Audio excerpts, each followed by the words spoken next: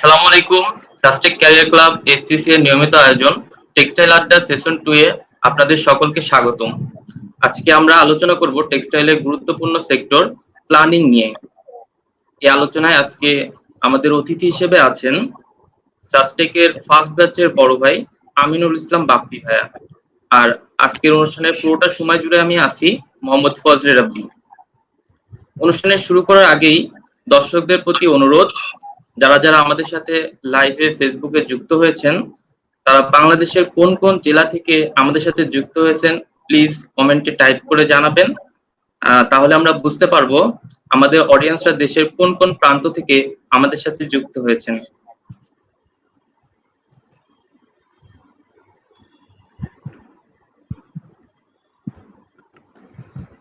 আমিনুল ইসলাম বাপ্পি ভাই সাস্টেক থেকে graduation complete করার পর বাংলাদেশ ইউনিভার্সিটি অফ প্রফেশনাল থেকে এমবিএ করছেন। এছাড়া তিনি DBL group, ever smart Bangladesh limited, sublime green tex লিমিটেডে কর্মরত ছিলেন। এখন তিনি এসকে গ্রুপে আছেন সেন্ট্রাল প্ল্যানিং সোয়েটার ডিভিশনের টিম লিড হিসেবে। আমাদের সাস্টেক ক্যারিয়ার ক্লাবের নিয়মিত আয়োজন টেক্সটাইল আড্ডা সেশন 2 এ আপনাকে স্বাগতম ভাইয়া। কেমন আছেন ভাইয়া? আসসালামু আলাইকুম। আলহামদুলিল্লাহ, করোনার এই সিচুয়েশনে এখন পর্যন্ত ভালো আছি, সুস্থ আছি। আশা করি তোমরা সবাই ভালো আছো, সাবধানে আছো, ভালো থাকবে, এটাই কামনা। জি ইনশাল্লাহ ভাইয়া। ভাই আপনার কাছে আমার প্রথম প্রশ্ন, একজন প্ল্যানিং অফিসার ফ্যাক্টরিতে কি ধরনের কাজ করেন? একজন প্ল্যানিং অফিসার বলতে প্ল্যানিং সেকশনটাই হচ্ছে বলা যায় একটা ফ্যাক্টরির হার্ট। প্ল্যানিং সেকশন ছাড়া একটা ফ্যাক্টরি সুন্দরভাবে বা স্মার্ট ওয়েতে আসলে রান করা পসিবল না। সুন্দর এবং সুষ্ঠুভাবে এবং একটা সিস্টেমেটিক ওয়েতে ভালোভাবে পরিচালনার জন্যই আসলে প্ল্যানিং ডিপার্টমেন্টের ভূমিকাটা। এখানে কাজের পরিধি যদি বলি, আসলে কাজের পরিধিটা অনেক। এর ভিতরে যদি সংক্ষিপ্তভাবে বলতে চাই, তো সেই ক্ষেত্রে আমি সংক্ষিপ্তভাবে কিছু ব্যাপার তুলে ধরতে পারি যে আসলে প্ল্যানিং ডিপার্টমেন্টের কাজের শুরুটা কোথায় আর শেষটা কোথায়। যদি টাইমিং হিসাব করা হয় যে official time to official time 8টা থেকে 5টা এইটুকুর ভিতরেই শেষ, আসলে ব্যাপারটা এরকম না। এর পরবর্তীতেও কিছু অ্যাক্টিভিটিস থাকে as a responsible. So main কাজের ধারা যদি আমি বলি, তো এখানে বিষয়টা আসতেছে এরকম, হয়তো তোমরা অনেকেই অবগত এরকম যে একটা অর্ডার কিভাবে কনফার্ম হয়, বা আমরা অনেকেই জানি মার্চেন্ডাইজিং সেকশন তারা হচ্ছে অর্ডার ব্যাপারটা নিয়ে হচ্ছে বাইরের সাথে এই বিষয়টা ডিল করে, যে কস্টিং বা আদারওয়াইজ অন্যান্য যে ব্যাপার যেগুলো আছে সেগুলো হচ্ছে কনফার্ম হওয়ার পরে তারপরে অর্ডারটা প্লেস করে।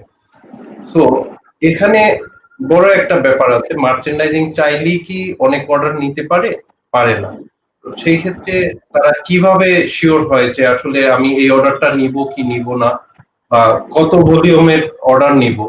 তো তারা প্রথমেই আসে যে প্ল্যানিং এর কাছে, যে আমার এই ভলিউমের অর্ডার আছে, এটার এসএমবি এরকম, এটার fashion garments or simple style as like এরকম কিছু কোয়েরিজ সহ তারা ফোরকাস্ট, প্রথম দিকে আসে ফোরকাস্টে যে আমার ইয়ারলি ফোরকাস্ট এরকম।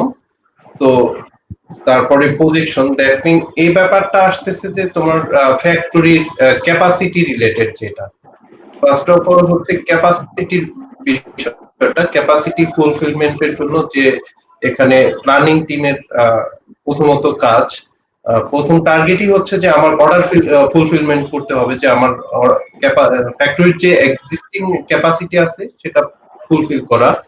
তো মার্চেন্ডাইজিং টিম একটা নির্দিষ্ট ভলিউম টার্গেট নিয়েই তারা আসে যে এত ভলিউম আছে।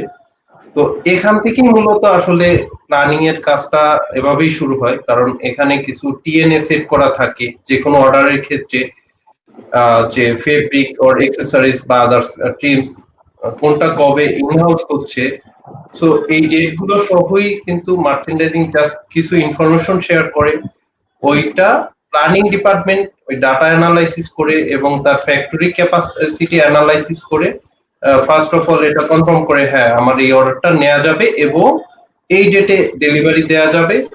যদি একটা সুনির্দিষ্ট ডেটে ডেলিভারি দেওয়া না যায় তখন হচ্ছে ওটার জন্য বেস্ট পসিবল একটা ডেলিভারি ডেট প্রপোজ করা।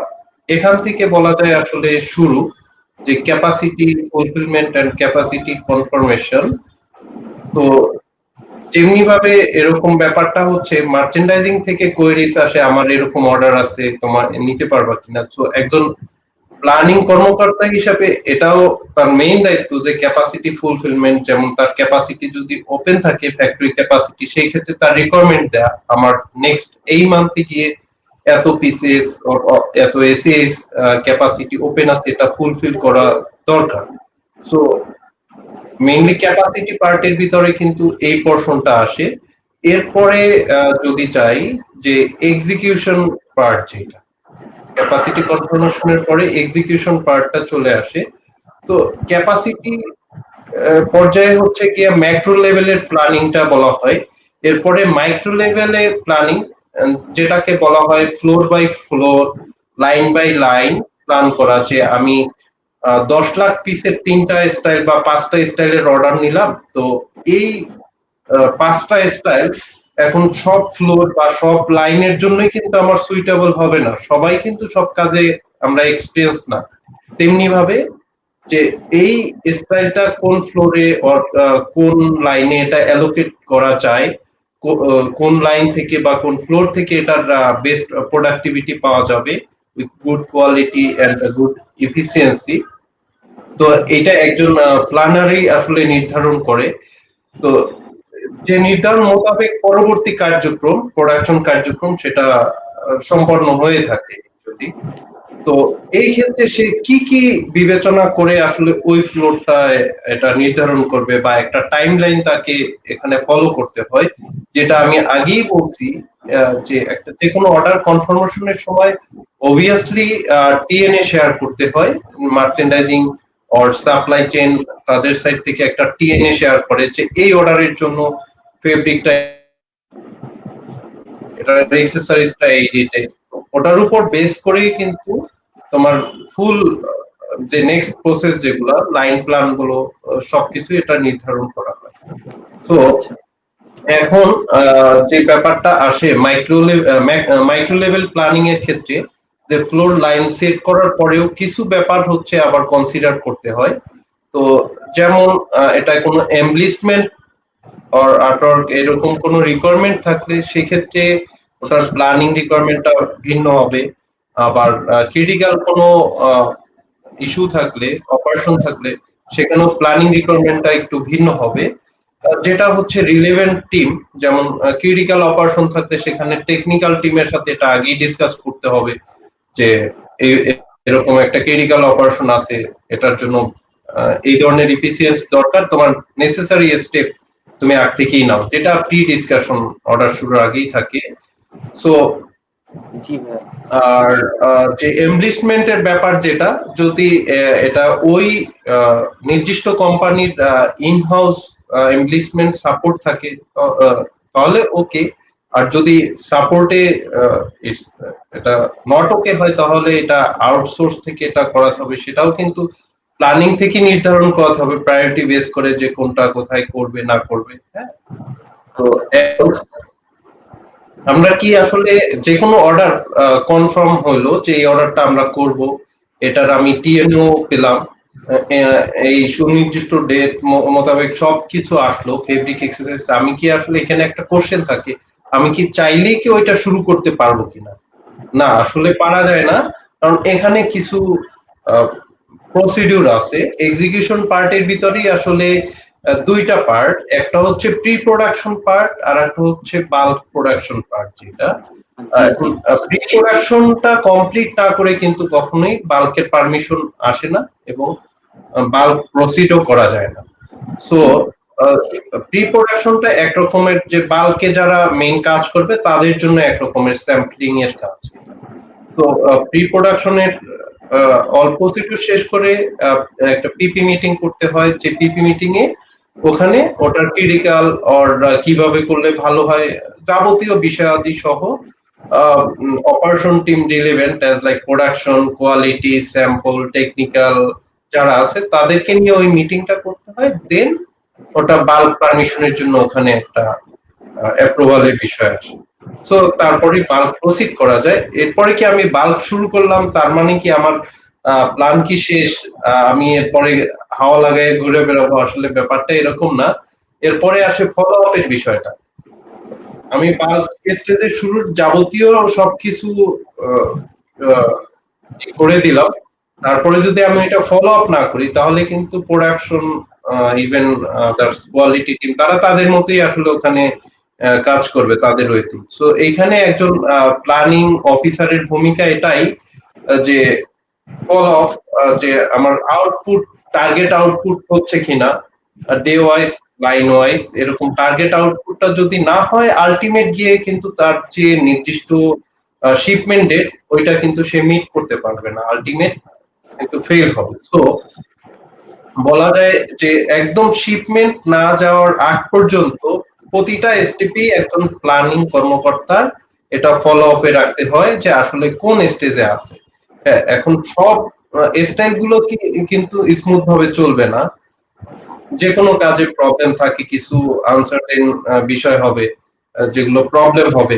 তো এখন সেই ক্ষেত্রে এটা কিন্তু একজন প্ল্যানিং কর্মকর্তার দায়িত্ব যে এই স্টাইলটায় কি কি প্রবলেম আছে, যে বাল্ক স্টেজে কি কি প্রবলেম আছে, এটা যদি শিপমেন্ট একান্ত নাই হয়, হ্যাঁ, বাল্কে কিছু ক্রিটিক্যাল ইস্যু আসতেই পারে। তো সেই ইস্যুগুলো সে বিচক্ষণতার সাথে বিচার করে বা বিবেচনা করে যে সে সিদ্ধান্ত নিবে যে এটার জন্য কি আসলে আমি অরিজিনাল এক্সপেক্টরি ক্যাচ করার জন্য আমার number of line or machine বাড়ানো দরকার, নাকি এক্সিস্টিং যে প্ল্যান আছে ওটা দিয়ে পসিবল, সে এটা কিন্তু ক্যালকুলেট করবে। তো এনিহাউ যে এভাবে ক্যালকুলেট করে যদি সে কোনোভাবে দেখে যদি এটা মিট করা যাচ্ছে না কোনোভাবেই, অন্য লাইনে অ্যালোকেট করে বা এরকম কোনোভাবেই মিট করা যাচ্ছে না, যে 2 দিন 5 দিন এরকম ডিলে হচ্ছে প্রোডাকশন ইস্যুর কারণে, ইফিসিয়েন্সি ড্রপ করতেছে এরকম কারণে, বা সাপ্লাই চেইন রিলেটেড, যে টেমস বা ফেব্রিক বা আদার্স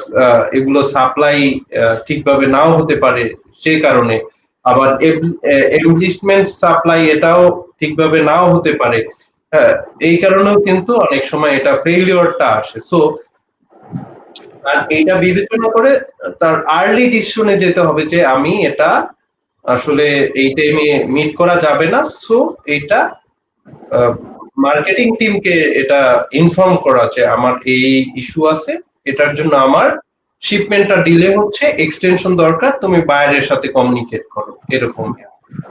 তো প্ল্যানিং এর কথা যদি বলি, যে আসলে টোটাল বিষয়টা অর্ডার কনফার্মেশন থেকে শিপমেন্ট পর্যন্ত টোটালটাই ইনভলভ থাকতে হয়। যদি ইনভলভ না থাকে সেই ক্ষেত্রে তার ফেইলিওর হওয়ার পসিবিলিটিটাই অনেক বেশি। ওকে, এনিওয়ে এটা হচ্ছে তার প্ল্যানিং সাইড থেকে ফেইলিওর হওয়ার পসিবিলিটি। আর প্ল্যান করার ক্ষেত্রে তার অবশ্যই সাকসেস হবে সে চিন্তাধারাই আসলে প্ল্যান করতে হবে। বাট এই ক্ষেত্রে একজন বেস্ট প্ল্যানারের যে বিষয়টা থিঙ্কিং করতে হবে যে ফেইলিওর রেট, যে কোনো কাজেরই ফেইলিওর থাকে, কোনো কাজই আসলে 100% হয় না। যেমন আমি ফেব্রিক 100-100 পাবো এটা না, আমি এফিসিয়েন্সি 80% সেট করছি যে 80% পাবো তা না, তার কম আসতে পারে। সো এরকম একটা প্রত্যেকটা স্টেপেই একটা ফেইলিওর রেট কনসিডার করে মানে সুন্দরভাবে প্ল্যান করাই কিন্তু একটা ভালো মানের প্ল্যানারের দায়িত্ব। তো মানে একজন প্ল্যানার কি কি কাজ করে বা কোন কোন বিষয়ে ইনভলভ হয়, তো সেটা আশা করি ক্লিয়ার। তো এই যে যাবতীয় প্রসেসের সাথে যে রিলেটেড, তো এই ক্ষেত্রে যে কি কি আসতেছে এইখানে, যেমনি সে অর্ডার রিলেটেড সবকিছু কাজ করতেছে, অ্যাজ লাইক আমি শুরুতেই বলছি প্ল্যানিং টিমটা হচ্ছে হার্ট অফ দা ফ্যাক্টরি। কিরকম, যে হার্ট ছাড়া কিন্তু মানুষ বাঁচতে পারে না, এটা সেন্ট্রালে থাকতেছে বুকের এখানে। তো এরকমই যে দেখা যায় যে বিভিন্ন টিম বিভিন্ন দিকে, মার্চেন্ডাইজিং একদিকে, সাপ্লাই চেইন একদিকে, প্রোডাকশন একদিকে, কোয়ালিটি আর একদিকে, হ্যাঁ এরকম। সো এইখানে টোটাল কোঅর্ডিনেশনের পার্টটাই কিন্তু প্ল্যানিং টিম করে। এক রকমের যেটাকে বলা যায় যে এই যে কোনো একটা অর্ডার সাকসেস ভাবে করার জন্য কমিউনিকেশন ব্রিজ যেটা, সেটা প্ল্যানিং টিমের মাধ্যমেই আসলে মেনটেন করা হয়। হ্যাঁ, যেমন প্রোডাকশন টিম চাইলেই কিন্তু মার্চেন্ডাইজিং কে বলতে পারে না যে আমার এইটা লাগবে বা এইটা লাগবে, তখন তারা অবভিয়াসলি বলে যে প্ল্যানিং এর থ্রুতে আসেন বা লাইক এরকম। So in team, production to marketing, communication যে ব্রিজ যেটা, সেটা প্ল্যানিং থেকেই দেখা যায় মেনটেন করা যায়। আবার যদি কোয়ালিটি কনসার্ন অনেক সময় সেটাও প্ল্যানিং এর ইনভলভ হওয়া যায় লাগে। সো আমি যদি বলি এখানে অর্ডার কনফার্মেশন থেকে শুরু করে শিপমেন্ট পর্যন্ত ইচ এন্ড এভরি প্রসেসই প্ল্যানিং টিমকে আসলে ইনভলভ করতে হয়। প্ল্যানিং এন্ড কোঅর্ডিনেশন দুটোই করতে হয়, নতুবা সাকসেস হওয়া যায় না সেক্ষেত্রে। বুঝতে বুঝতে পেরেছি। আশা করি তোমার কোশ্চেনটার বিস্তারিত উত্তর আমি দিতে পারছি। তারপরে যদি কোনো কোশ্চেন থাকে করতে পারো, আমি আরো ক্লিয়ার করতে পারি। হ্যাঁ, আর অডিয়েন্সদের উদ্দেশ্যে বলবো, ভাইয়ের কাছে যদি নিজস্ব কোনো প্রশ্ন থাকে প্লিজ কমেন্ট সেকশনে টাইপ করে জানিয়ে দিবেন এবং আমরা সেই কোশ্চেনটা ভাইয়ের কাছে করব এবং ভাই আশা করি সেই উত্তরটা আমাদেরকে জানিয়ে দিবেন। ভাই অবশ্যই আপনাকে আমি চেষ্টা করলে আমার আর কি মেধায় থাকলে আমি সেটা অবশ্যই চেষ্টা করব শেয়ার করার।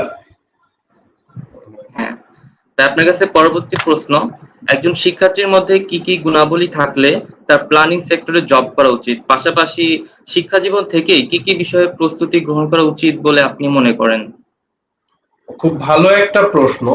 আসলে আহ, আমরা যখন পড়াশোনা করতাম, সত্যি বলতে যেটা আসলে প্ল্যানিং নামে যে একটা ডিপার্টমেন্ট আছে, তখন আমরা অনেকেই আসলে জানতাম না। ইভেন আমিও জানতাম না যে এরকম প্ল্যানিং নামে আলাদা একটা ডিপার্টমেন্ট আছে বা চলতেছে। সবারই একটা আগ্রহ থাকে কি মার্চেন্ডাইজিং করব ওইদিকে, বা ডিজাইনিং বা ইন্ডাস্ট্রিয়াল ইঞ্জিনিয়ারিং। এছাড়া দেখা যায় যে ডাইং বা এরকমই, যে প্ল্যানিং টার্গেট করে এরকম শিক্ষার্থীর সংখ্যা আসলে খুবই কম। যেমন আমি নিজের কথা বললেও আসলে আমি যে টার্গেট করি যে প্ল্যানিং এ আসছি স্টুডেন্ট লাইফ থেকে, সেরকম না আসলে। আর এই অবস্থায় যে একদম আগ থেকেই টার্গেট ছিল যে আমি এইভাবে হব, এরকম না। এটা কাজের মাধ্যমে উঠে আসে। এখন হ্যাঁ, তোমার কোশ্চেনটা হচ্ছে একজন শিক্ষার্থীর ভিতরে কি কি গুণাবলী থাকা দরকার বা কি কি যোগ্যতা থাকা দরকার আসলে। জি। সেটা যদি আমি ক্লিয়ার করতে যাই, তো যেমন আমি শুরুতে একটা কথা বলছি যে TNA, time and action. So এই প্ল্যানিং টিমের one of the important thing হচ্ছে টাইম অন অ্যাকশন, যেটা টিএনএ চার্ট মেনটেন করা।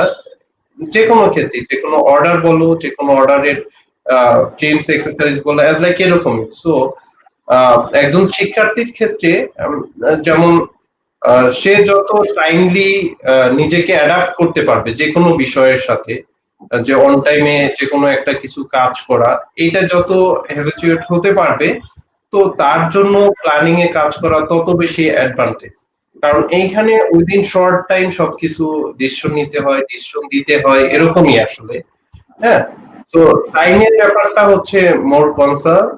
আর তারপরে হচ্ছে তোমার জাজ করার এবিলিটি, যে অনেকে অনেক রকম কথা বলবে আসলে, যে প্র্যাকটিক্যাল লাইফে কাজ করতে গেলে যে অপারেশন টিম, প্রোডাকশন টিম বা আদার্স টিম থেকে, মার্চেন্ডাইজিং টিম থেকে, যে তারা তাদের ওয়েতে কথা বলবে। এখন সেই কথাটা তোমাকে একটু জাজ করতে হবে যে এটা কতটুকু পারফেক্ট, তুমি কোন কথাটুকু নিবা। হ্যাঁ, সো এইখানে যে জাজ করার অ্যাবিলিটিটা আসলে গ্রো করতে হবে। এরপরে হচ্ছে ডিসিশন মেকিং, এবং এই ডিসিশন মেকিংটা আসলে তুমি কত তাড়াতাড়ি নিতে পারো, এক কথায় কুইক ডিসিশন মেকিং যেটা, এটা অবশ্যই আর কি থাকতে হবে। টাইম মেনটেন, জাজ করার এবিলিটি এবং কুইক ডিসিশন মেকিং। আমি যদি বলি এই তিনটা জিনিস হচ্ছে মানে মেইন কি। জি তো এটা যদি আমরা স্টুডেন্ট লাইফের থেকেই আসলে প্র্যাকটিস করতে পারি, আমরা দেখা যায় যে স্টুডেন্ট লাইফে অনেক কিছুই হেলায় ফেলায় আর কি কাটাই দেই, যে এটা এই সময় না পরে করব, আসলে সময়ের কাজটা সময়ে শুরু করতে পারাটাই হচ্ছে ফার্স্ট স্টেপের সাকসেস, এবং ওইটা কন্টিনিউ করতে পারা হচ্ছে সেকেন্ড স্টেপের সাকসেস, জি ভাইয়া। এবং ফাইনাল সাকসেসটা তো পরবর্তী কার্যক্রমে চলে আসে এরকম।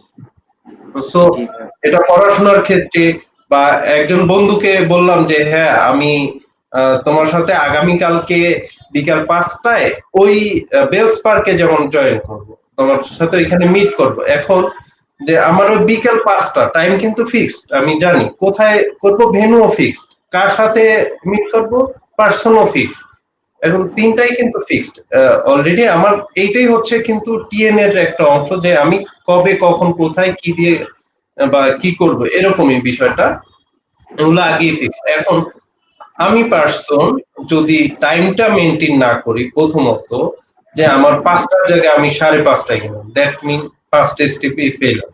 এর পরের যে প্ল্যান, দ্যাট মিন তোমার ব্যাকলগ আকার ওইটা পিছাবে এবং পিছাবে। সো জি ভাইয়া। যে ইম্প্যাক্টটা এটা ফাইনাল স্টেপে পড়ে। সো আমরা যদি এই টাইম মেইনটেইন বা আদারওয়াইজ যে এই বিষয়গুলো যদি স্টুডেন্ট লাইফ থেকে আসলে কনসার্ন হইতে পারি, সো শুধু প্ল্যানিং না, এক্ষেত্রে জব ক্ষেত্রে যে কোনো সেক্টরই আসলে এটার সাকসেস সম্ভব। জি তো ভাইয়া, বুঝতে আপনি পারছি। এই কোশ্চেনের আনুষঙ্গিক কোনো কোশ্চেন যদি থাকে সেক্ষেত্রে করতে পারেন। ওকে ভাই। ভাই আমার পরবর্তী প্রশ্ন হচ্ছে, প্ল্যানিং অফিসাররা ফ্যাক্টরিতে কি কি সুযোগ সুবিধা পান, স্পেশাল কোনো ফ্যাসিলিটিস আছে কিনা তাদের জন্য? আচ্ছা, খুব ভালো প্রশ্ন, যেটা নিয়ে আসলে সবাই আগ্রহী থাকে, যে স্টুডেন্ট লাইফ থেকে যে আমি এই সেক্টরে যাব, এই সেক্টরের জন্য আসলে কি কি ফ্যাসিলিটিস আছে, বা আমি কি কি সুযোগ সুবিধা ভোগ করতে পারবো, বা আমার প্রায়োরিটি এখানে কতটুকু, এরকম। হ্যাঁ, এটা জি ভাইয়া। অবশ্যই সবাই আমরা চিন্তা করি। সো যে ফ্যাসিলিটিস আসলে খুব গুরুত্বপূর্ণ একটা বিষয়। আসলে এটা তোমাকে কোনো মানি অ্যাড করবে না, বাট মাইন্ড স্যাটিসফ্যাকশন অ্যাড করবে। সো আমরা অনেক সময় চিন্তা করি না টাকাটাই অনেক কিছু, তার পাশাপাশি কিন্তু আসলে কিছু মাইন্ড স্যাটিসফ্যাকশন এর দরকার হয়। সো এই জি ভাইয়া। ফ্যাসিলিটি হচ্ছে জবের মাইন্ড স্যাটিসফ্যাকশনটা বাড়ায়। সো কি কি ফ্যাসিলিটিস নরমালি পেয়ে থাকে, তো এইটা আসলে তোমার কোম্পানি টু কোম্পানি ভেরি করে। তারপরও আমি যদি বলি ওভারঅল, যে ভালো যেগুলো কোম্পানি আছে বা মিড লেভেলের কোম্পানি আছে প্রায় সিমিলার ফ্যাসিলিটিস আসলে পাচ্ছে। তো সেই ক্ষেত্রে যে তোমার মোবাইল অ্যালাউন্স, ট্রান্সপোর্টেশন ফ্যাসিলিটিস, আবার তোমার লাঞ্চ ফ্যাসিলিটিস, কোয়ার্টার যেটা ডরমেটরি ফ্যাসিলিটিস, এটাও অ্যাভেলেবেল পাচ্ছে নরমাল কেসে। সো মোবাইল অ্যালাউন্স তো নরমালি তো পাচ্ছি। তো এই ক্ষেত্রে আবার কোন কোন কোম্পানি যেগুলো ভালো, যেমন আমার এক্সপেরিয়েন্স থেকে যেটা আমি এভারেস্ট স্মার্ট বাংলাদেশ লিমিটেড যেখানে ছিলাম, ওখানে lunch facilities plus dormitory facilities দুইটাই আসলে ফ্রি অফ কস্ট ছিল। Wow. পয়সা হচ্ছে শেয়ার করতে হইতো না, যদিও আমি ডরমেটরিতে ওইভাবে থাকি নাই ওখানে। আবার কিছু কিছু কোম্পানি আছে যে, যেমন আমি এখন এসকিউ তে আছি, যদিও ডরমেটরিতে এখানেও আমি থাকি না, তো এখানে তারা ডরমেটরি ফ্যাসিলিটিস দিচ্ছে, অ্যাকোমোডেশন ফ্যাসিলিটিস, বাট খাবারের চার্জটা, ডরমেটরির যে খাবারের চার্জটা সেটা বিয়ার করতে হয় এরকম। আবার লাঞ্চে কিছু একটা অংশ পে করতে হয়, যেমন আমি এর আগে মেঘনা গ্রুপে ছিলাম, সেখানেও দেখা যাচ্ছে লাঞ্চে কিছু একটা অংশ পে করতে হয়। এটা আসলে কোম্পানি টু কোম্পানি ভেরি করে। যেমন লাঞ্চে তোমার বিল আসতে পারে 3,000, সেখানে 700, 1,000 লাইক এরকম আর কি। এটা ফিক্সড বলা যায় না, company to company. Like facilities বলতে এইগুলাই আসলে পেয়ে থাকে। এছাড়া স্ন্যাক্স এর ব্যবস্থাও থাকে, কোম্পানি টু কোম্পানি আসলে ভেরি করে, সচরাচর এগুলো থাকে। লাইক যদি বলি যে অনেকে হয়তো কম্পেয়ার করবে মার্চেন্ডাইজিং হয়তো এর থেকে বেশি পাই কিনা, আসলে না। যে অ্যাজ এ টেক্সটাইল ইঞ্জিনিয়ার তুমি মার্চেন্ডাইজিং এ জয়েন করো আর প্ল্যানিং এ জয়েন করো, সব কোম্পানি গুলোতেই কিন্তু মানে যারা ফ্যাসিলিটিস দেয়, তো নরমালি এই ধরনের ফ্যাসিলিটিস এই লেভেলে সবাইকে সেম ভাবেই দেয়। একজন মার্চেন্ডাইজারও যেভাবে পায়, একজন ইন্ডাস্ট্রিয়াল ইঞ্জিনিয়ারও যেভাবে পায়, একজন প্ল্যানিং অফিসারও আসলে সেম ফ্যাসিলিটিস গুলাই পায়। ফুডের ক্ষেত্রে হোক, ট্রান্সপোর্টের ক্ষেত্রে হোক, অ্যাকোমোডেশন হোক, মোবাইল অ্যালাউন্স হোক। এটা হচ্ছে ফ্যাসিলিটিস এর ভিতরে আসে। ওকে। এরপরে বিষয়ে দেখা যায় যে পিক এন্ড ড্রপ, এটা তোমার বাসা টু অফিস এরকম এটা থাকেই নরমাল। তো ফ্যাসিলিটিস এর বিষয়ে আর কি কোনো কোশ্চেন আছে? না, আপাতত এই বিষয়ে কোশ্চেন নেই, পরবর্তী বিষয়ে কোশ্চেন আছে ভাইয়া। ওকে, নেক্সট কোশ্চেন। নেক্সট কোশ্চেন হচ্ছে, কোন একজন শিক্ষার্থীকে মানে শিক্ষার্থী প্ল্যানিং সেক্টরে জব করতে চাইলে ইন্টার্নের সময় কি কি বিষয়ে বিশেষ গুরুত্ব দেওয়া উচিত? আচ্ছা, খুব ভালো একটা প্রশ্ন। আসলে যেমন তোমাদের অনেক ব্যাচই হচ্ছে ইন্টার্নের আগে এবং ইন্টার্নের সময় আসলে সেম প্রশ্নটাই করছে, যে সেক্ষেত্রে শুধুমাত্র যে স্পেসিফিক প্ল্যানিং ডিপার্টমেন্ট এরকম না, তারা অনেকেই জিজ্ঞেস করছে যে আসলে কোন কোন বিষয়গুলো আমরা গুরুত্ব দিতে পারি আসলে। সো এখানে স্পেসিফিক একটা কোশ্চেনে যেহেতু তুমি আসছো যে প্ল্যানিং সেক্টরে তার টার্গেট যেমন প্ল্যানিং সেক্টরে জব করবে, সে কি কি বিষয় আসলে গুরুত্ব দিবে। সো আমি তোমার ফার্স্ট কোশ্চেনই একটা ডিটেইলস এক্সপ্লেনেশনে ওখানে বলছি যে আসলে প্ল্যানিং এর কাজটা কি রকম হয়।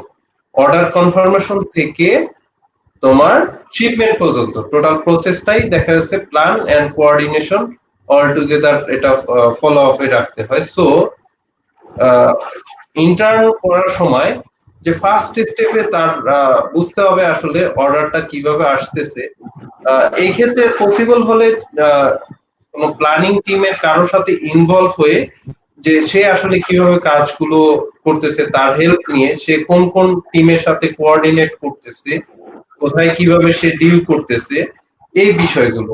এর ভিতরে হচ্ছে যে যেমন কিছু ক্রিটিক্যাল বিষয় আসে, সেই ক্রিটিক্যাল বিষয়গুলো যদি আহ, সে বুঝতে পারে যে এই ক্ষেত্রে ক্রিটিক্যাল বিষয় কি ধরনের ডিসিশন নেওয়া হচ্ছে, তো সে বিষয়গুলো সে খেয়াল করতে পারে।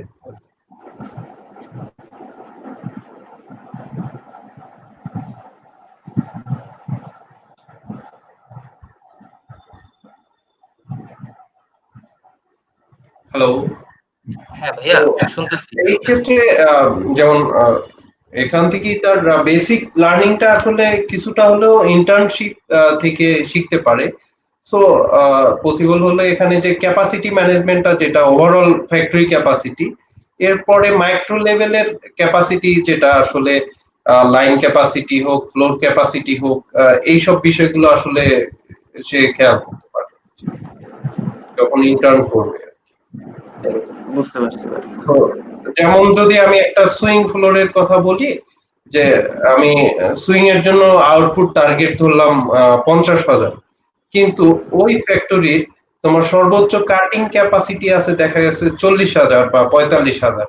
সো যদি এইখানে কাটিং ক্যাপাসিটি বা আদারওয়াইজ এরকম একটা ক্রিটিক্যাল বিষয় আসতেছে, তো এখানে ডিসিশনটা কিভাবে নিচ্ছে, সে কি তার সুইং ক্যাপাসিটি কমাচ্ছে না কাটিং ক্যাপাসিটি বাড়াচ্ছে। সো এরকম বিষয়গুলো যদি সে দেখতে পারে, সো তার ওই স্টেজ থেকেই সে প্ল্যানিং এর বেশ কিছু লার্নিং করতে পারবে আশা করি। আর আহ, যে নরমালি যে প্ল্যানিং কনসেপ্টের সিম্পল থিং সহজভাবে ক্ষুদ্র পরিসরে যদি সে বুঝতে চায়, সো যে কোনো একটা অর্ডার বা স্টাইলের ক্ষেত্রে সে প্রি প্রোডাকশন প্রসেসটা কিভাবে শুরু এবং কিভাবে শেষ হয়, হ্যাঁ সংক্ষিপ্ত ভাবে শর্ট টাইমে যদি বুঝতে চায়, প্রি প্রোডাকশন প্রসেসটা ওইটা যদি সে ভালোভাবে দেখে, ওইখান থেকেই সে বেসিকটা অনেক কিছু আসলে শিখতে পারে।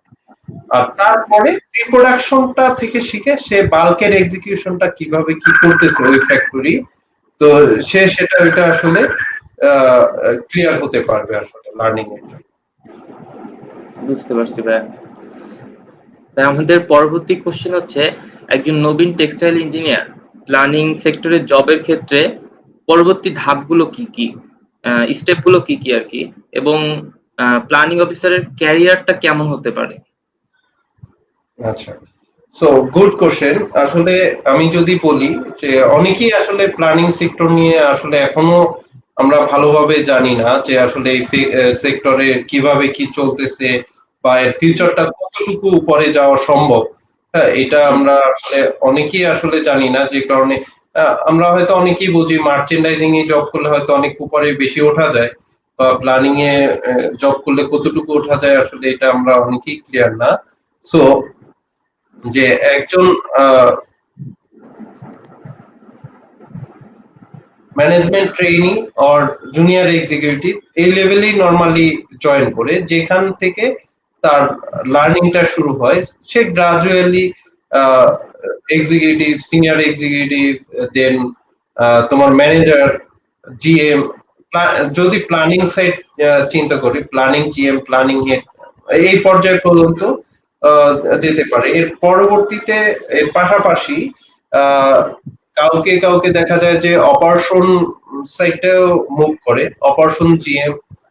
ইভেন এরকমও আমি আমার জব এক্সপিরিয়েন্সে যেটা দেখছি, যে আর্লিয়ার সে প্ল্যানিং এ জব করে আসছে, এখন সে সিইও হিসেবে আছে ওই কোম্পানি বা ওই ফ্যাক্টরি। সো আচ্ছা একদম রুট লেভেল থেকে শুরু করে সিইও পর্যন্ত আসলে যাওয়া পসিবল। ডিপেন্ড করবে আসলে তুমি নিজেকে কত সুন্দরভাবে করতেছো, কত ক্যাপাবল করতেছো। হ্যাঁ, সো জি কত বেশি ডিটেলসে শিখতেছো, জানতেছো, এটার উপরে আসলে ডিপেন্ড করবে। সো যে কোনো জবে তুমি প্ল্যানিং হোক আর যে ডিপার্টমেন্টেই হোক না কেন, তো ফার্স্ট ডে থেকেই হচ্ছে একটা আগ্রহী ভাব থাকবে যে না আমি শিখবো, আমি একটা বেস্ট কিছু শিখবো, বেস্ট কিছু কোম্পানিকে দিব, এরকম মন মানসিকতা রাখলেই যে অনেক বেশি লার্নিং করতে পারবা। এই লার্নিং গুলোই কিন্তু আস্তে আস্তে উপরে নিয়ে যাবে এবং সিইও লেভেল পর্যন্ত আসলে যাওয়া সম্ভব, এটা আমার চোখেই আর কি দেখা। বুঝতে পারছি তো বুঝতে এটাই পারছি ভাইয়া। হচ্ছে বলা যায় আসলে টপ লেভেল বলা যায় বাংলাদেশের কোম্পানিগুলোর সাপেক্ষে, এটাই টপ লেভেল। আচ্ছা আচ্ছা। তাই আমাদের পরবর্তী কোশ্চেনটা হচ্ছে, জবের ক্ষেত্রে একজন তরুণ ইঞ্জিনিয়ার প্ল্যানিং সেক্টরে কোন কোন বিষয়ে চ্যালেঞ্জের সম্মুখীন হতে পারে, আর কোন কোন বিষয় সম্পর্কে তার সবসময় সচেতন থাকা উচিত? আচ্ছা, তো খুব ভালো একটা প্রশ্ন। আমরা আসলে যখন একজন ফ্রেশার হিসাবে বের হই এবং জি জবে জয়েন করি, আলাদা একটা ভাব থাকে যে আমি তো টেক্সটাইল ইঞ্জিনিয়ার, এরকম একটা ভাব থাকে, ফ্যাক্টরিতে চলি বা এরকম। আসলে আহ, যেটা আসলে তার পোলাইট অবশ্যই হতে হবে। লার্নিং এর ক্ষেত্রে যদি তুমি একটু আলাদা, খুব ভাব গাম্ভীর্যপূর্ণ ভাবে থাকো, সেক্ষেত্রে তোমাকে কোঅপারেট করবে না। তো আসলে ফ্যাক্টরিতে যারা থাকে, কোয়ালিটি হোক, প্রোডাকশন হোক, ওই লেভেল গুলো আসলে তোমার মতো সবাই যে শিক্ষিত, সবাই যে টেক্সটাইল ইঞ্জিনিয়ার এরকম না, কিন্তু আসলে গুটি কয়েক পার্সন আছে যে এরকম শিক্ষিত বা টেক্সটাইল ইঞ্জিনিয়ার। বেশিরভাগই হচ্ছে পুরনো লোক, কাজ করতে করতে উপরে উঠছে। তো অনেকেই আসলে তোমাকে যে ভালোভাবে অ্যাকসেপ্ট করবে এরকম না, যে দেখবে বাচ্চা একটা ছেলে আসছে এই পজিশনে, আর তারা 10 বছর 15 বছর কাজ করে এরকম, মানে এরকম অনেকের সেন্টিমেন্ট এরকম কাজ করে, অনেকেই দেখা যায় যে এটা নেগেটিভ ভাবে নেয়। তো এখন তুমি হচ্ছে ওইখানে কত বিচক্ষণতার সাথে ওইটা হ্যান্ডেল করতে পারো, তাদের সাথে পোলাইটলি মিশে, যে মিশতে হবে তোমার স্টেজটা বজায় রেখে, যে তোমার আসলে কাজটা প্রথমে হচ্ছে শিখতে হবে। তাদের হেল্প ছাড়া কিন্তু কখনোই কাজ শিখতে পারবে না, যে শেখার আগ্রহ। হ্যাঁ, আবার রুট হওয়া যাবে না, শেখার আগ্রহ থাকতে হবে। একটা ওয়েল ম্যানার্ড তুমি বজায় রাখবা, তুমিও কোঅপারেট করবা, তারাও কোঅপারেট করবে। পারস্পরিক কোঅপারেশনটা হচ্ছে এখানে বড় একটা বিষয়। পারস্পরিক কোঅপারেশন, রেসপেক্ট, হ্যাঁ, তোমার পার্সোনালিটি, এগুলো হচ্ছে বড় বিষয়।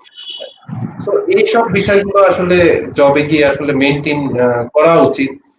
অনেককে আমি আমি নিজেও দেখছি আসলে জব লাইফে, যে নতুন আসছে খুব ইয়ে নিয়ে, যে সে অমুক ভার্সিটি থেকে আসছে বা তার রেজাল্ট এত বেশি, আলাদা একটু ইয়া থাকে আসলে। ওইটা করলে মানে খুব বড় বড় একটা ভাব দেখা, বা যেটা অহংকার, এরকম ভাব না রাখাটাই আসলে বেটার।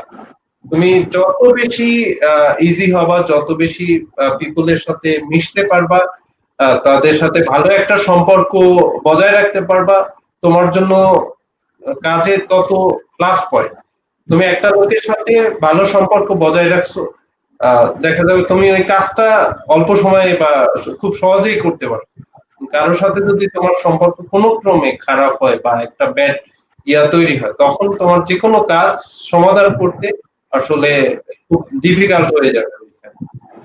জি তো বন্ধু। যে কলিগ যারা থাকে এবং তোমার কাজের সাথে রিলেটেড যারা থাকবে, তোমার ফাইন্ড আউট করতে হবে আসলে আমার এই কাজটার সাথে রিলেটেড কে কে। অবশ্যই তাদের সাথে অবশ্যই খুব ভালো একটা সুসম্পর্ক বজায় রাখতে হবে, ভালো একটা আন্ডারস্ট্যান্ডিং রাখতে হবে এবং তোমার ডিমান্ডটা তাদের বুঝাতে হবে। এখন যে সম্পর্ক বজায় রাখা মানে কাঁধে কাঁধ মিলাইয়া হাঁটা, গল্প করা, আসলে এরকম না। যে তোমার ভালো সম্পর্কটা কিন্তু কাজের মাধ্যমে আসবে, কাজের ডিমান্ডটা তোমাকে বুঝাইতে হবে যে আমার কাজের ডিমান্ড এটা, আমার এটা এভাবে লাগবে, এটা এভাবে দরকার। আহ, এটা সিচুয়েশন ভেদে তাদের সাথে যেভাবে ডিল করতে হয়, একটা স্মার্ট ডিলিং যেটা আর কি, যেটাকে বলা যায় তোমার স্মার্ট ওয়ার্কিং, এইটা থিঙ্কিং এ আসলে চাও। ওভারঅল যদি বলি এই বিষয়গুলো কনসিডার করলেই আসলে স্মার্ট ওয়েতে সবকিছু হ্যান্ডেল করা পসিবল। তো এই বিষয়ে তোমার আর কোনো কোশ্চেন থাকলে বা অন্য কারো কোশ্চেন থাকলে আসলে করতে পারো, কারণ শুরুতে আমরা এই জায়গাটাই আসলে অনেক হেজিটেট ফিল করি আসলে। তাই আমাদের আমাদের সাথে অনেকে যুক্ত আছেন এবং আমাদেরকে কমেন্ট করেছেন মোহাম্মদ ইমরান হোসাইন। সে মুন্সিগঞ্জ ঢাকা থেকে আমাদের সাথে আছে এবং রানা আছে আমাদের সাথে চিটাগং থেকে আমাদের সাথে। আচ্ছা আচ্ছা। তাই আপনার কাছে পরের কোশ্চেন একটু ফ্যাক্টরির বাইরে গিয়ে কোশ্চেন করতে চাচ্ছি। পোশাক প্রস্তুতকারক দেশ হিসেবে বাংলাদেশ এখন সুপরিচিত। পিপিই বা এই ধরনের অ্যাডভান্স প্রোডাক্ট প্রস্তুতকরণের দিক থেকে বাংলাদেশ কতটুকু সক্ষমতা অর্জন করেছে বলে আপনি মনে করেন? আহ, পোশাক প্রস্তুতকারক হিসাবে বাংলাদেশ আসলে অনেকটাই সফল। 80-র দশকের পর থেকে যে রেগুলেশনটা শুরু হয়েছে সেটা আমরা এখনো ধরে রাখতে পারছি। সো তুমি যেটা বলছো পিপি বা এরকম অ্যাডভান্স কিছু পোশাকের ক্ষেত্রে বলতেছো, তো সেটা বাংলাদেশ আসলে এই ক্ষেত্রে গ্রোয়িং স্টেজে আছে। ভালো কিছু কোথায়, যেহেতু আমরা একটা সুনির্দিষ্ট কিছু প্রোডাক্টের ভিতরে খুব ভালো করতেছিলাম এবং যেগুলো অ্যাডভান্স যে পোশাকগুলোর কথা বলতেছো সেটা আসলে ওই সুনির্দিষ্ট পোশাকের বাইরের কোনো রিকোয়ারমেন্ট না, হয়তো ফেব্রিকের আলাদা রিকোয়ারমেন্ট বা আলাদা একটু প্রসেস। তো সেই ক্ষেত্রে আমাদের দেশ আসলে এটার সাথে খুব সুন্দরভাবে আগায় যাচ্ছে, যে ভালো করতেছি এক কথায়। সো যদি পিপির কথা বলো, অলরেডি এই করোনার এই সময়টায় যে আমেরিকা সহ বেশ কিছু উন্নত কান্ট্রি আমাদের এখান থেকে খুব অল্প সময়ের ভিতরে কিন্তু লাখ লাখ পিস পিপি তারা ডেলিভারি নিয়েছে। সো এনি কাইন্ড অফ, আমরা এটাই বলতে পারি আসলে এনি কাইন্ড অফ প্রোডাক্ট, সেটা ফ্যাশন প্রোডাক্ট হোক আর কোন অ্যাডভান্স প্রোডাক্ট হোক, সেটার সাথে অ্যাডাপ্ট করার মতো এবিলিটি বাংলাদেশের আসলে এখন বর্তমানে খুব ভালো আছে এবং ভালোভাবেই আগাচ্ছে। তো এখানে যারা অভিজ্ঞ পার্সন এবং যারা রুট লেভেলে কাজ করতেছে, সবাই এটা সুন্দরভাবে ডিলিং করতেছে। সো এটা নিয়ে আমরা খুব ভালো একটা ফিউচার দেখতেছি। ভবিষ্যতে আমরা ভালো কিছু দেশকে দিতে পারবো অ্যাডভান্স প্রোডাক্টের ক্ষেত্রে। তাহলে ভাই আমরা ধরেই নিতে পারি যে বাংলাদেশের পোশাক শিল্পের ভবিষ্যৎটা এখনো অনেক উজ্জ্বল। হ্যাঁ, অবভিয়াসলি আমরা এটা আশা করি এবং ভবিষ্যতে এটা ভালো থাকবে। এটা আমাদের সম্মিলিত প্রচেষ্টাই আসলে বজায় রাখতে হবে সবাই। জি ভাই। আমাদের পরের কোশ্চেনটা হচ্ছে ভ্যালু এডিশন পণ্যের ক্ষেত্রে বাংলাদেশে কি কি ধরনের কাজ হচ্ছে? ওকে, গুড কোশ্চেন। যে ভ্যালু এডিশন পণ্যের ক্ষেত্রে বাংলাদেশ বেশ ভালোই কাজ করতেছে, যে অনেক কোম্পানি, ভালো ভালো কোম্পানিগুলো তাদের নিজস্ব সেটআপে এগুলোর দিকে আগাচ্ছে। তো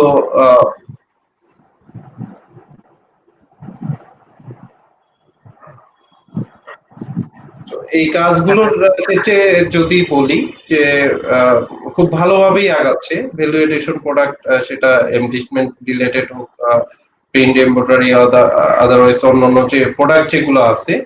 সো ভালোভাবেই কাজ করতেছে কোম্পানি। আচ্ছা আচ্ছা। ভাই আমাদের পরের কোশ্চেনটা হচ্ছে সাস্টেনেবল প্রোডাক্ট উৎপন্নের ক্ষেত্রে কেমন করছে বাংলাদেশ এবং ইউরোপ আমেরিকার বাজারে সাস্টেনেবল প্রোডাক্টস এর চাহিদা কেমন? ওকে, খুব ভালো একটা প্রশ্ন। সো সাস্টেনেবল প্রোডাক্ট আসলে যে কোনো একটা বিজনেস এর ক্ষেত্রে সাস্টেনেবল বিষয়টাই আসলে প্রথমে চলে আসে। সো এখনো কাস্টমাররা আসলে এটাই চাচ্ছে, যে কোনো একটা কোম্পানির সাথে যখন তারা বিজনেস শুরু করে, সো ওই ফার্স্ট জাজ যেটা করে যে আসলে এই কোম্পানি কতটুকু সাস্টেনেবল, এবং এই সাস্টেনেবল প্রোডাক্টের দিক থেকে তারা কতটুকু অগ্রগতিমূলক, এটা কাস্টমার সাইড থেকে আসলে একটা বড় রকমের রিকোয়ারমেন্ট বর্তমান প্রেক্ষাপটে আসতেছে। সো বাংলাদেশ এই সাস্টেনেবল প্রোডাক্টের ক্ষেত্রেও আহ, খুব খুবই ভালো করতেছে, এবং যে গার্মেন্টস মালিক যারা আছে, এই সেক্টরে যারা বিশেষজ্ঞ আছে, তারাও হচ্ছে এই সাস্টেনেবল প্রোডাক্টের ক্ষেত্রে খুব অনেক বেশি গুরুত্ব আরোপ করতেছে, যাতে আমরা এখানে ভালো করতে পারি। এটা অনগোয়িং প্রসেস। আমরা এটা এখনো আর কি আমাদের সেক্টরে বাংলাদেশে এটা অনগোয়িং প্রসেস বলা যায়, যে এখনো ফুল এস্টাবলিশড হয়ে গেছে এরকমও না।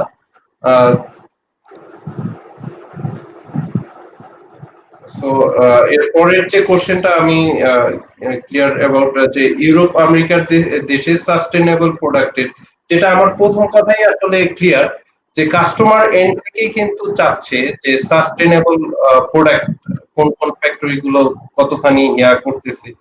তো এইটার ক্ষেত্রে কিন্তু কাস্টমার এন্ড এবং আমাদের ম্যানুফ্যাকচারার যারা আছে আমাদের দেশে, দুপক্ষ থেকে আসলে গুরুত্ব আরোপ করতেছে। এই কারণেই, কারণ যে আউটসাইডের যে কান্ট্রি যারা আছে তাদের ডিমান্ড আছে বিধায় কিন্তু এটা মোটামুটি এস্টাবলিশ হতে যাচ্ছে অনগোয়িং প্রসেস। জি ভাইয়া, বুঝতে পারছি। তাই এবার যদি আরো একটু আবার ফ্যাক্টরির দিকে ফিরে এসে একটা কোশ্চেন করি। এই প্ল্যানিং সেক্টরে মেয়েদের জবের প্রেক্ষাপট আসলে কেমন? তাদের জন্য কি কি সুযোগ সুবিধা রয়েছে বা তাদেরকে কি কি চ্যালেঞ্জের সম্মুখীন হতে হয়? আচ্ছা, তো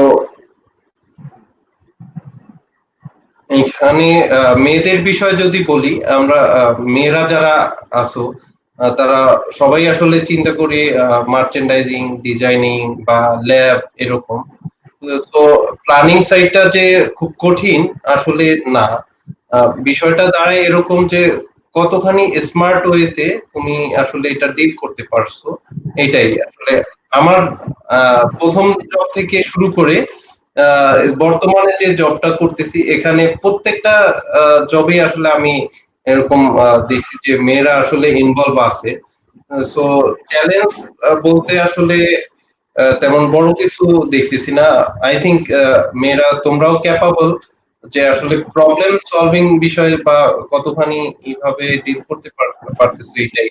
তা আমি যদি বলি যে এসকিউ তে আমি যখন জয়েন করি, তো তখন আমার যে প্ল্যানিং যে বস ছিল, আমার উপরে যে বস হেড যিনি ছিল, সে কিন্তু একজন মেয়ে, এবং সে ইন্ডাস্ট্রিয়াল ইঞ্জিনিয়ার ছিল, যদিও সে শ্রীলঙ্কান। সো ও মানে এখান থেকেই একটা যদি বলি ইন্সপিরেশনের বিষয় এটাই, যে মেয়েরা কি আসলে এই প্ল্যানিং এ জব করলে নিচের লেভেলেই পড়ে থাকবে, মেনো নর্মাল কাজগুলোই কি করবে, নাকি উপরে উঠতে পারবে না, আসলে এরকম না, বিষয়টা আসলে পসিবল। আর যিনি এখানে প্ল্যানিং হেড হিসেবে সর্বশেষ আছেন, তো আমি যাকে আর কি প্রথম বস হিসেবে এসকিউ তে পাইছি, তো সেই ক্ষেত্রে সে রুট লেভেল থেকে আসলে ওইভাবে উঠে আসছে, যে সে ফ্রেশার হিসেবে জয়েন করছে, ম্যানেজমেন্ট ট্রেইনি হিসেবে জয়েন করছে, কোম্পানির পর কোম্পানি চেঞ্জ করছে। দেখা যাচ্ছে সে শ্রীলঙ্কার ভিতরে কাজ করছে, ইন্ডিয়ার ভিতরে কাজ করছে, বাংলাদেশের ভিতরে আসছে।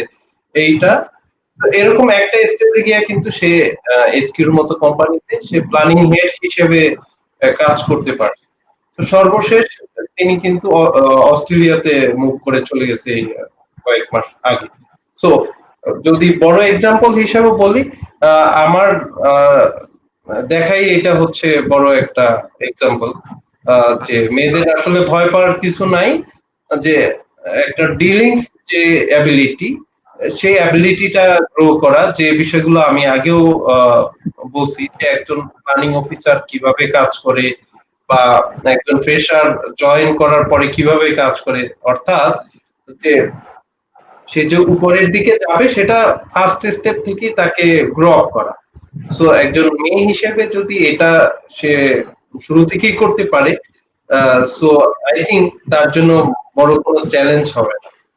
যেগুলো আমি বলছি যে আসলে ফার্স্ট জয়েনিং এর পরে কিভাবে কিভাবে সে আসলে ডিল করবে, এর আগেই এই কথাগুলো বলছি, যে সবগুলো আসলে সে মেইনটেইন করে সুন্দরভাবে নিজেকে যত সুন্দরভাবে করতে পারবে, তত চ্যালেঞ্জ মুক্ত হবে, মানে চ্যালেঞ্জ থাকবেই, চ্যালেঞ্জ তত কমে যাবে যত স্মার্ট ওয়েতে সে কাজ করবে।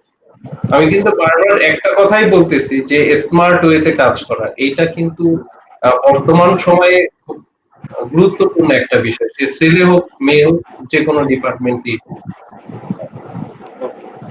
জি ভাই, বুঝতে পারছি। তার মানে আমরা আপনার উত্তর থেকে বুঝতে পারলাম যে আমাদের দেশের গার্মেন্টস ইন্ডাস্ট্রি গুলোতে বিদেশি মেয়েদের পাশাপাশি দেশের অসংখ্য মেয়ে গার্মেন্টস ইন্ডাস্ট্রিতে স্বতঃস্ফূর্তভাবে কাজ করছে। হ্যাঁ, তো আমরা ধরে নিতে পারি যে বাংলাদেশ আমি যদি তো আমরা ক্লিয়ার ধরে করি, নিতে পারি যে বাংলাদেশ খুব ভালোভাবে ওমেন্স এম্পাওয়ারমেন্টের দিকে এগিয়ে যাচ্ছে।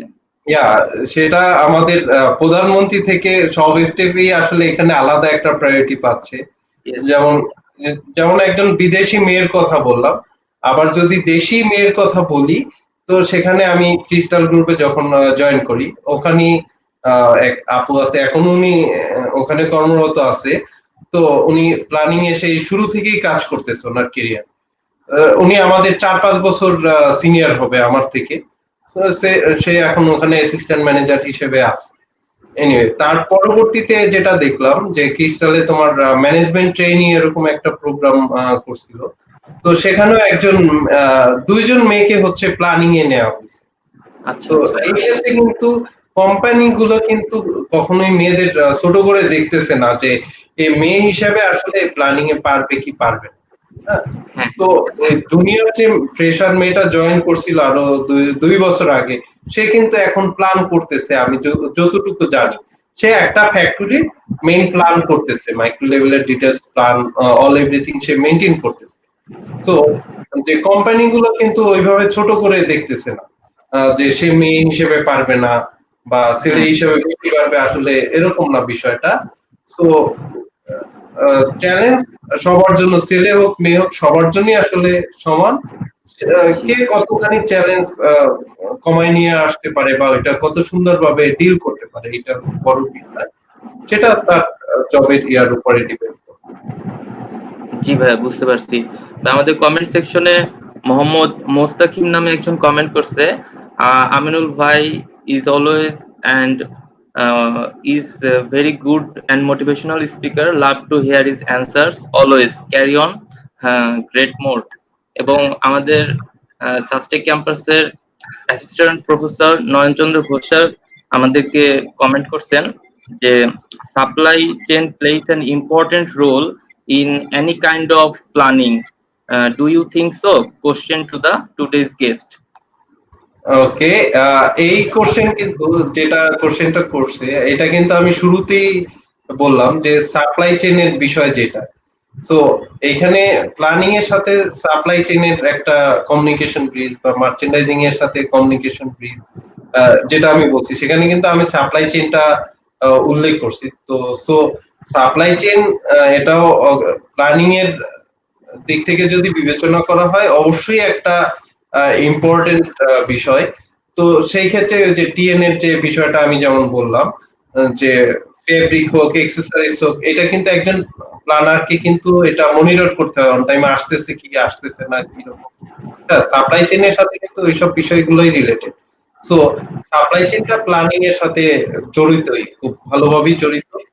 আহ, আমি যে কমেন্ট যে করছি তার সাথে অবভিয়াসলি একমত, এবং আমি প্রিভিয়াসলি এ বিষয়ে সংক্ষিপ্তভাবে আসলে বলছি যে সাপ্লাই চেইনের সাথে বিষয়টা কিভাবে হয়। Yes. আর মুস্তাকিম যেটা বলছে, আসলে আমি অত বড় মোটিভেশনাল স্পিকার না। এটা আমি তোমার কথার সাথে একমত না আসলে। আহ, চেষ্টা করি আসলে আমার অভিজ্ঞতাটা শেয়ার করা। মোটিভেশনাল স্পিকারটা একরকমের, আর আমি আমার প্র্যাকটিক্যাল যে জব এক্সপিরিয়েন্সের সাপেক্ষে যে বিষয়গুলো শিখছি আসলে সেগুলোই আসলে শেয়ার করতেছি। এইটা কে কিভাবে নিচ্ছে, কেউ হয়তো মোটিভেশন হিসাবে নিতে পারে যে সে ফিউচারে কি করবে, বা কেউ লার্নিং হিসাবে নিতে পারে, এটা তাদের উপর। জাস্ট জি আমি এক্সপেরিয়েন্স গুলো শেয়ার করতেছি, যেটা আশা করি জুনিয়র যারা আছে সবার উপকার হবে। জি ভাই, বুঝতে পারছি। ভাই আমাদের সাথে আরেকজন কমেন্ট করছে, ইমরান হোসেন 8 ব্যাচ। সে কমেন্ট করেছে, ভাইয়া, we know that there is a lot of competition in the merchandising sector. Is that minimum freshers wants to join this sector? So is there similar competition in the planning sector? How challenging is it for freshers? এটা আপনি maybe কিছুটা answer already দিয়ে ফেলেছেন, তারপর যদি অল্প আমি কিছু বলতেন। already যেটা বলছি যে আসলে আমাদের একটা আক্রোশ থাকে মার্চেন্ডাইজিং এ জব করব এরকম, বা অন্যদিকে যাব না। আমি যদি পার্সোনালি আমার কথা বলি, আমি আমার স্টুডেন্ট লাইফ অর্থাৎ যখন সেকেন্ড ইয়ারে উঠছি, আমি তখনই একটু জব সেক্টর নিয়ে একটু একটু ধারণা নিচ্ছিলাম যে কোথায় কি হয় না হয়। তো আমি তখন নিজেই ডিটারমাইন্ড ছিলাম, না আমি মার্চেন্ডাইজিং এ জব করব। তো আমি সেখানে ডিটারমাইন্ড থেকে আমি কিন্তু পরবর্তীতে মানে মার্চেন্ডাইজিং এ জব করি নাই, প্ল্যানিং এ শুরু থেকেই জব করতেছি এবং এখন পর্যন্ত আছি। তো একটাই রিজন যে মার্চেন্ডাইজিং এ ও যেটা কথাটা বলছে যে আসলে মার্চেন্ডাইজিং জব মার্কেটটা অনেকটা স্যাচুরেটেড হয়ে গেছে, মানে সবার একটা আগ্রহের কেন্দ্রবিন্দু। সেটা তুমি সাসটেক হোক, বা অন্যান্য টেক্সটাইল কলেজ যেগুলো আছে তাদের থেকে হোক, বুটেক্স আছে, আসলুলা আছে, বিইউএফটি আছে, হ্যাঁ, এছাড়া অন্যান্য প্রাইভেট ইউনিভার্সিটি যেগুলো আছে সবারই একটা মানে টার্গেট পয়েন্ট, হ্যাঁ, মার্চেন্ডাইজিং থাকে। সো এই সেক্টরটা একটু চ্যালেঞ্জিং অনেক বেশি, মার্চেন্ডাইজিংটা কম্পেয়ারলি প্ল্যানিং এর থেকে চ্যালেঞ্জিং বেশি।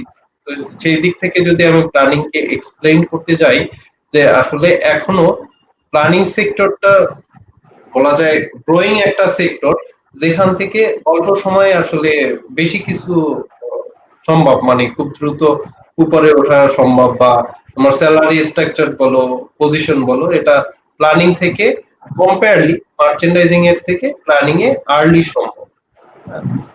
জি ভাইয়া, বুঝতে পারছি। যে কারণ হচ্ছে তোমার প্ল্যানিং এর দিকে এখনো যে সব ভার্সিটি বা সব ডিপার্টমেন্ট থেকে যে এটার দিকে মানে খুব নাম্বার ওয়ান টার্গেটে আসতেছে এরকম না। যে কারণে কিছুটা ওপেন স্পেস আছে যে গ্রো করার মতো, খুব কম সময়ে দ্রুত গ্রো করার মতো। হ্যাঁ, আর বাকিটা আসলে তার ব্যক্তিগত পারফরমেন্সের উপরে ডিপেন্ড করবে, যে সে কত সুন্দর পারফরমেন্স করতেছে, কত ভালো করতেছে, নিজেকে কত গ্রো করতেছে, এটার উপর ডিপেন্ড করবে সে কত আহ, দ্রুত আগাবে।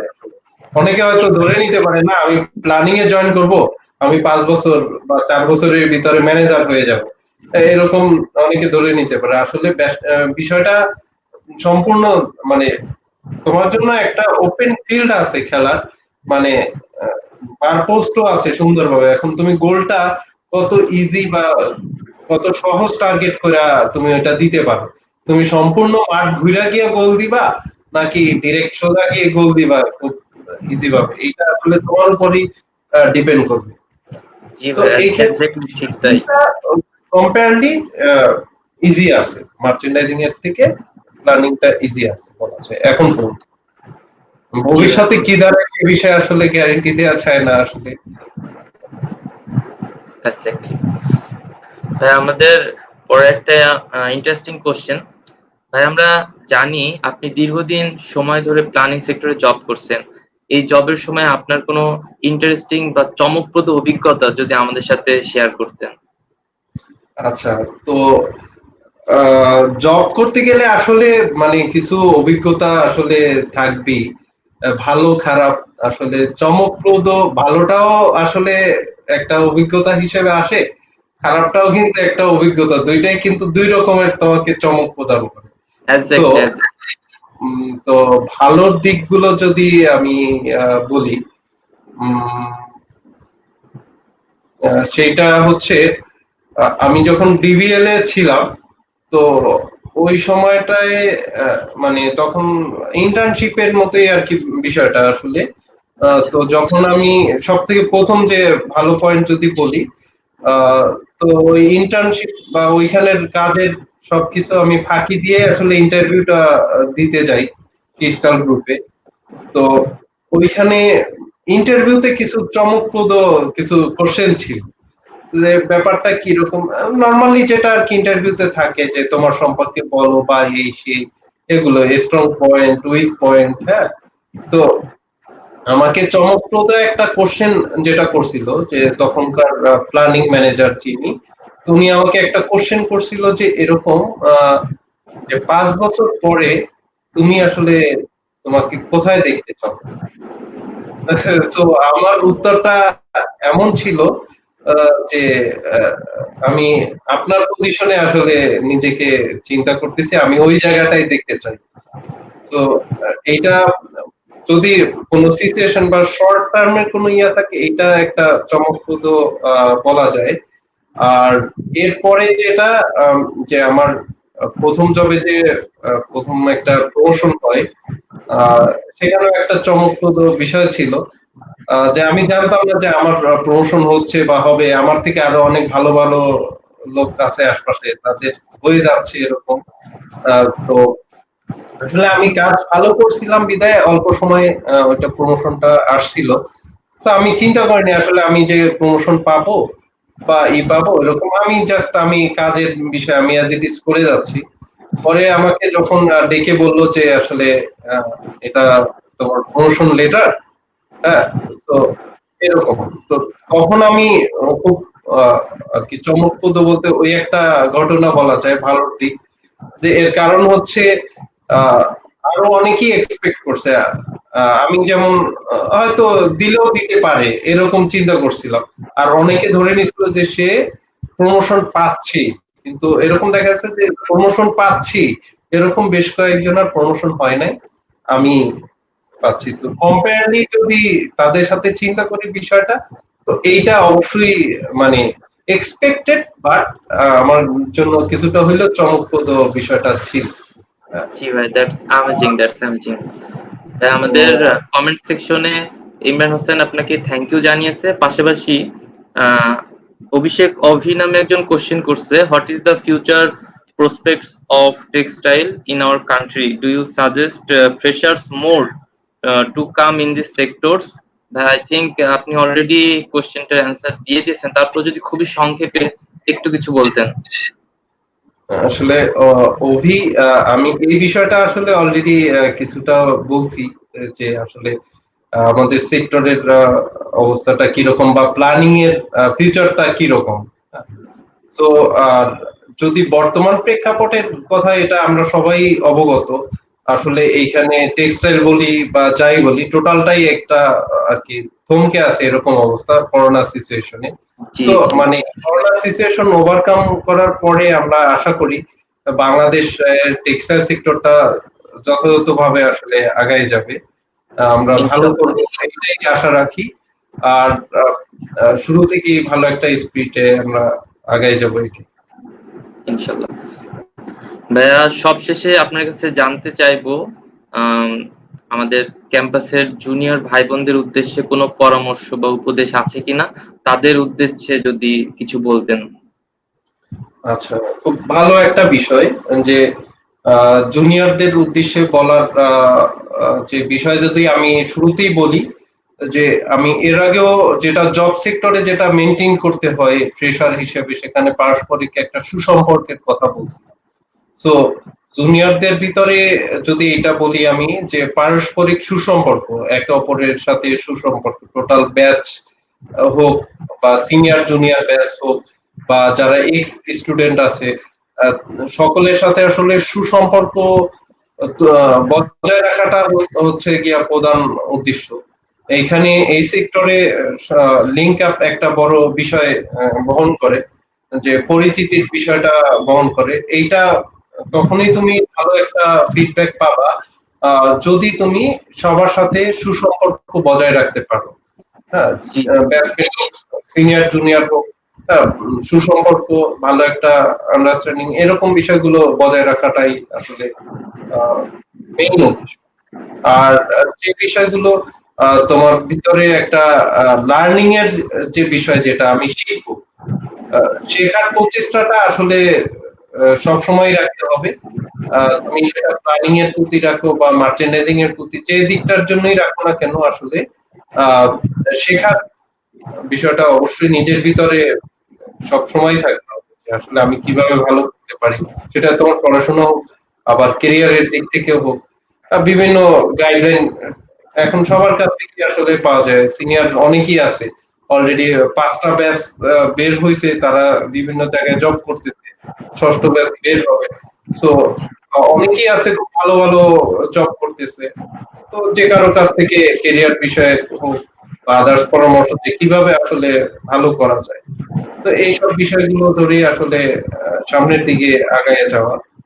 আর আর যদি বলি যে তোমার লক্ষ্য উদ্দেশ্য আগ থেকেই ঠিক করে রাখা, যে অনেকেই চিন্তা ভাবনা করি যে সরকারি জব, বিসিএস কিংবা ব্যাংক জব, এগুলোর চিন্তা ভাবনা অনেকেই করি। আবার কেউ কেউ চিন্তা করি না, আমি টেক্সটাইলই জব করব।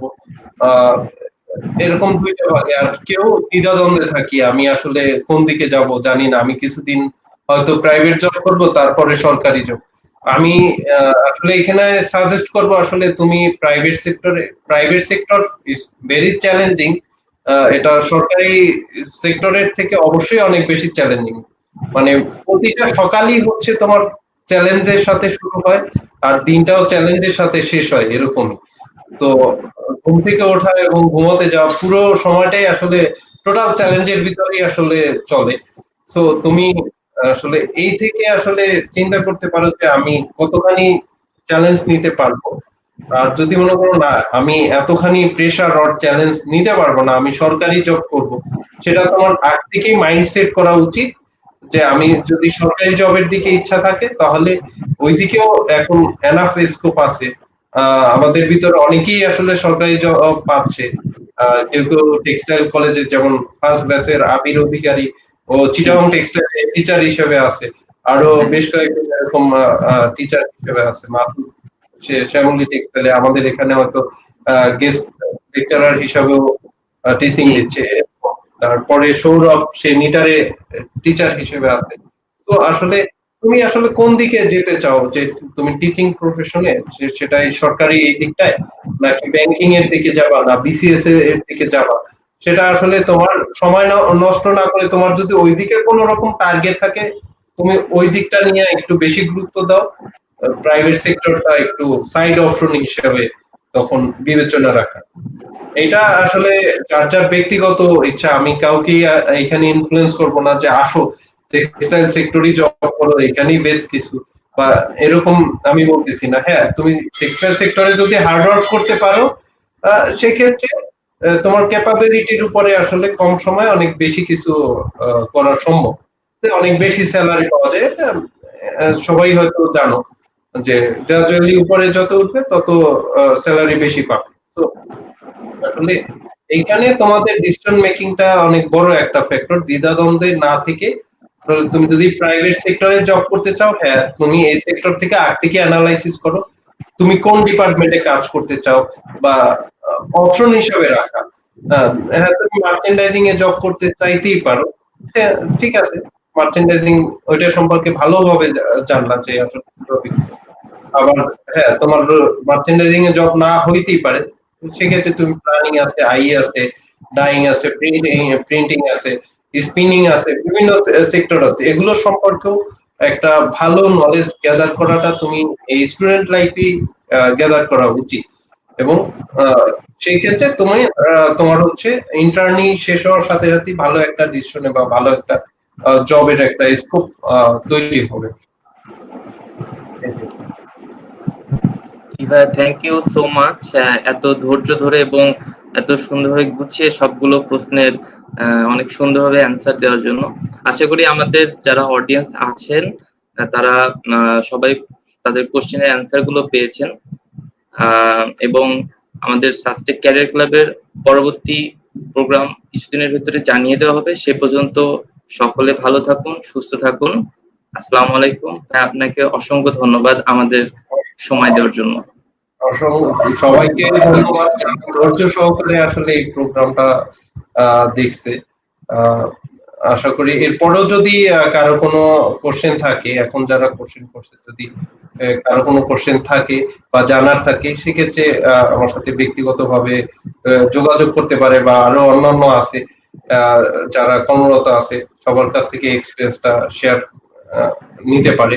তো সবশেষে যেটা বলবো, যে আমাদের যেটা আমি বলছি যে পারস্পরিক সম্পর্ক বজায় রাখা, আসলে সাস্টেককে যদি আমরা একটা পয়েন্টে চিন্তা করি, যে ইউনিটিটা যেটা, এটা একদম ছোট থেকে বড় সবার ইউনিটি যদি একটা পয়েন্টে চিন্তা ভাবনা করি, এই একটা পয়েন্টে দাঁড়াতে পারি, নিজেদের জব মার্কেটে যাতে আলাদা একটা ভ্যালু ক্রিয়েট করতে পারি। হ্যাঁ, যেমন এখন কোটেক্স, আসনুল্লাহ, তারা আলাদা একটা ভ্যালু ক্রিয়েট করছে বা চলমান তাদের বিষয়টা। তো আমাদেরও এরকম একটা লক্ষ্য অবশ্যই রাখা উচিত, যে জব মার্কেটে আমাদের আলাদা একটা ভ্যালু ক্রিয়েট করা। আমরা যারা আছি, আমাদের লক্ষ্যটা আসলে এমনই।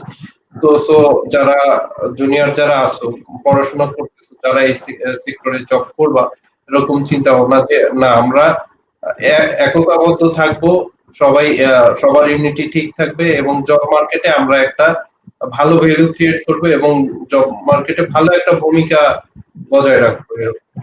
নিজেরা ভবিষ্যতে ভালো কিছু করবো, এরকম।